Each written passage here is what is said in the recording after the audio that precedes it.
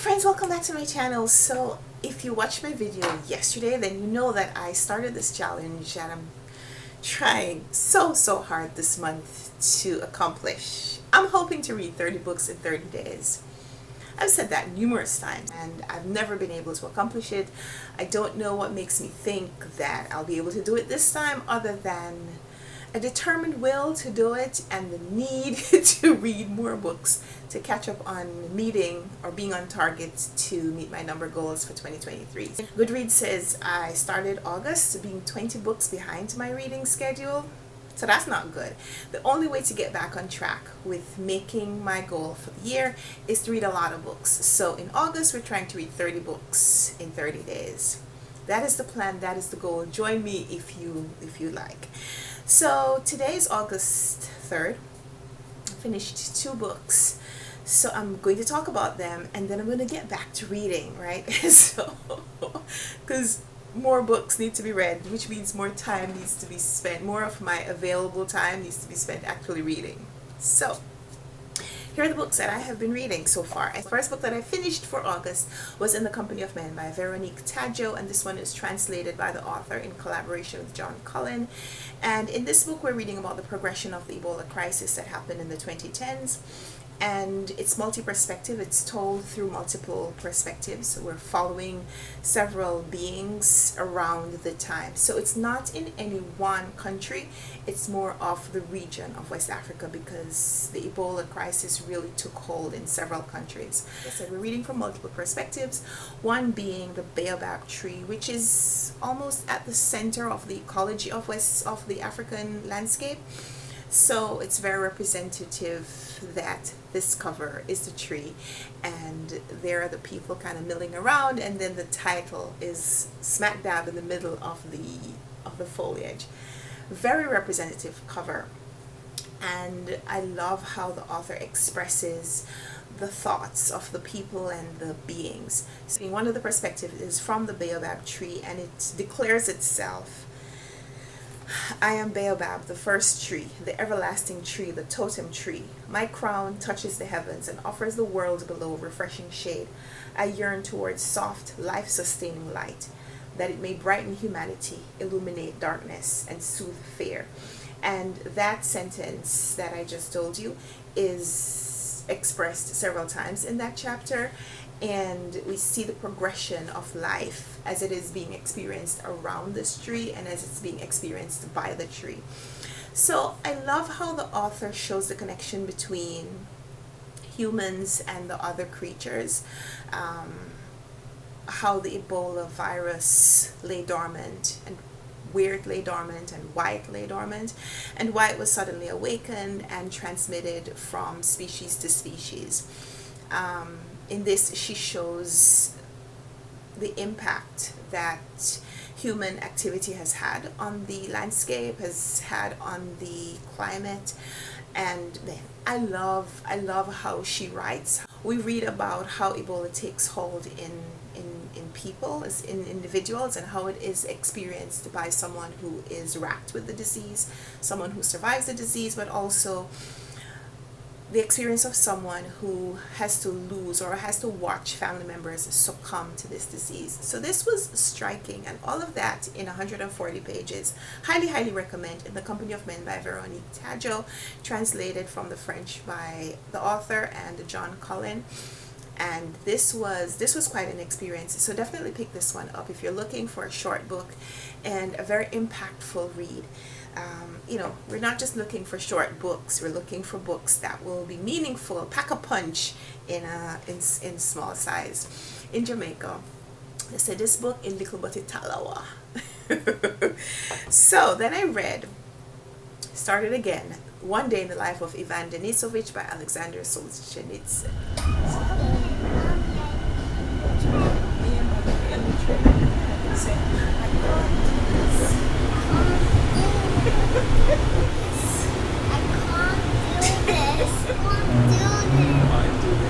That's the result of watching Peppa Pig videos.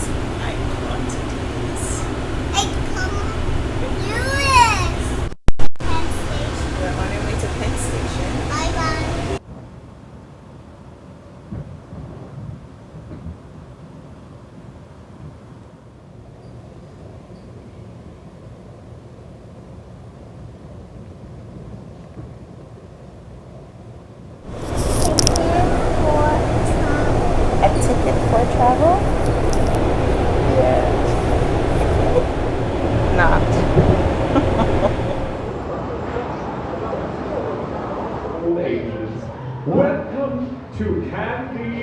Good job.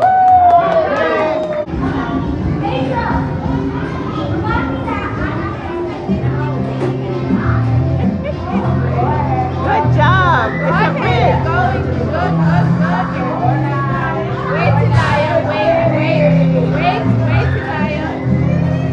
It's okay. It's okay. It's okay. Just keep going. Nice. Keep going. Keep going. Keep going. Good job.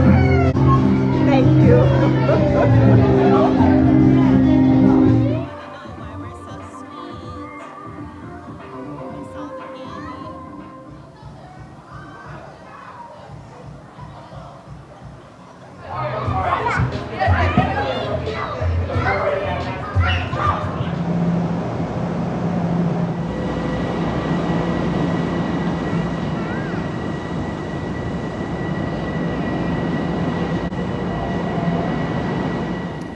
The details in this book are remarkable.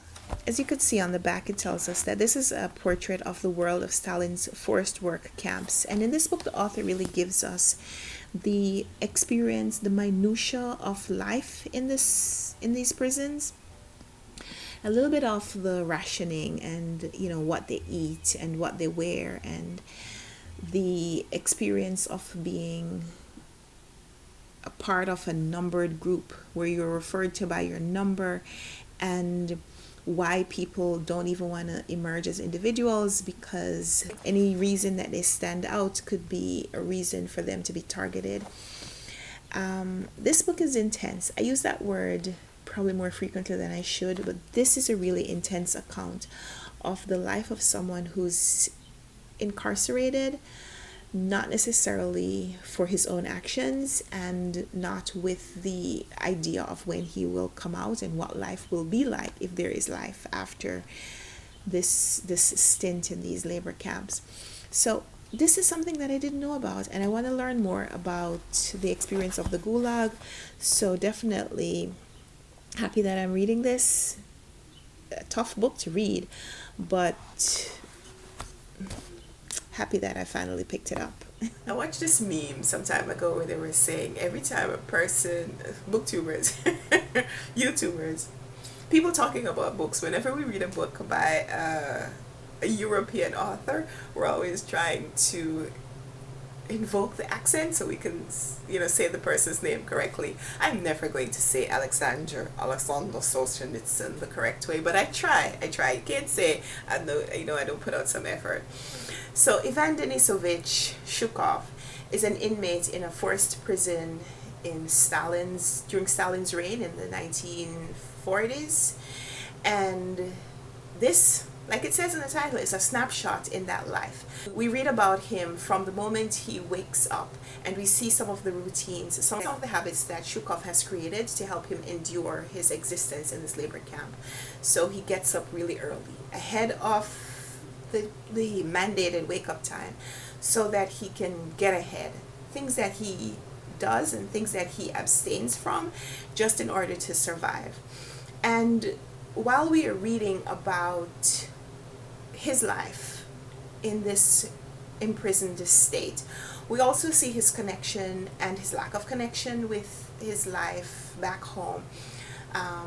There's a really moving testimony that happens in here where he is expressing why he doesn't write to his family more often, and he says there isn't much to talk about. Like, there's no change in his experience, and the life that his wife back home is living is so far removed from his existence. He can't really think too much about returning to that life, because the things that he used to do are no longer a possibility, and he's not even sure that he will get out, or when he will get out. So one of the things that happened when I started this book was I realized how much I didn't know. I don't know too much about the forced imprisonment during this time. I don't know too much, or clearly didn't know too much about Stalin's reign. But I did some research to kind of find out. The character in here mentions being given a sentence of 10 years, but not knowing whether or not he will get out in 10 years, because there's no reason to suggest at that time in history, there's no reason to indicate that this terror, this reign of terror, will ever end, and that he will be allowed to return to his family. So while he is living and existing, it's almost hopeless, because he doesn't know if there is a thing to hope for. He doesn't know if there's an escape coming that he can hope for. This is one day in someone's life, and I experienced it in one day. So I started reading this in July. I had a plan to do a one-day reading vlog where I was going to read one day in the life of Ivan in one day in my life. And so I started the reading vlog, and we did all the things except reading. So in August, for this challenge, I started the book again. I hadn't gotten very far, and I needed to return to the beginning just to see all the things that I may have read and forgotten about. So I encourage you to read this book in a day as well, if you can. It's 180 pages, but if you set aside the time, you can read it in one day, I think, because I'm not a fast reader. And so if I can do it, you could do it. One Day in the Life of Ivan Denisovich is translated by H.T. Willits. So the first two books that I read were translated works. This did not start off as an experience of translated fiction, but I don't mind if it turns out to be. I mean, I do have some things to read that aren't translated books, but this was a great experience. This was a really great way to start off the month. So if all the books that I read, or most of the books that I read, are translated novels, then I'm fine with that. So I feel like I haven't been vlogging for so long that I have definitely gone out of practice, but I am reading this book. So this is translated, the author is from Argentina. This is, first of all, Elena Knows by Claudia Pinheiro, and is translated by Frances Riddle. And it's about a woman who is dealing with Parkinson's disease, and it's about all the things that she's coming to awareness and knowledge of, even things that she wishes she didn't know. I mean, I just kind of started, but it is riveting. So more on this later.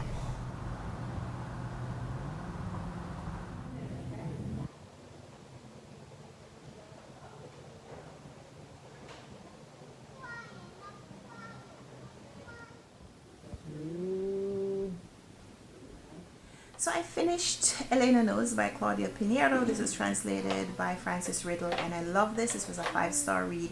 It is about a 65-year-old woman in Argentina dealing with advancing Parkinson's disease, and it's about how she's losing the proprietary control over her body. And then the connective stories are about other women, other people, and how their bodies are no longer really theirs, how they lose control and lose the say over what their body does. And it was fascinating. It was really gripping. The main story happens over the course of one day, with flashbacks to two very significant events, one that happened 3 months prior and one that happened 20 years prior, and how those stories tie in with what is happening with this 65-year-old woman. It's really, really engaging. So I finished my third book for the readathon. Well, it's not a readathon, right? My third book for the month. So three translated works, and I love them. So highly, highly recommend that you check out this one. And stay tuned for more.